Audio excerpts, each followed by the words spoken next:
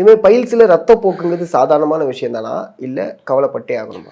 கட்டாயம் கவலைப்பட்டாகணும். ஒரு நாள் ரத்தம் போகுதுன்னா பிரச்சனை கிடையாது. உங்களுக்கு 1 மாசமா போகுதுன்னா பிரச்சனை தான். பிரச்சனை.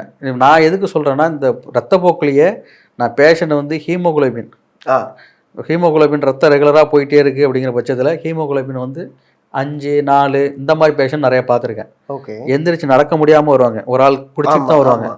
ரொம்ப படபடப்போட ஒரு 100 அடி நடந்தாவே படபடன்னு இருக்கும், நைட்டு தூக்கம் வராது. இது எல்லாமே உங்களுக்கு ஹீமோகுளோபின் ரொம்ப உடம்புல கம்மியாகிறதுனால வரக்கூடிய பிரச்சனை. ஓகே. அதனால உடனே ஒரு நாள் பிளட் வருதுன்னா நீங்கள் அடுத்த 10 நாள் மருந்து எடுத்தால் சரியாகுன்னு சொல்கிறேன். நீங்கள் ஸ்டார்டிங்கில் அது கூட தேவையில்லை, சும்மா டயட்டு ஃபாலோ பண்ணாவே போதும், சரியாயிரும். புரியுது. பைல்ஸ் இருக்குன்னு தெரிஞ்சு நான் காரம் எடுத்துக்கின்னா அதிகமாகும்.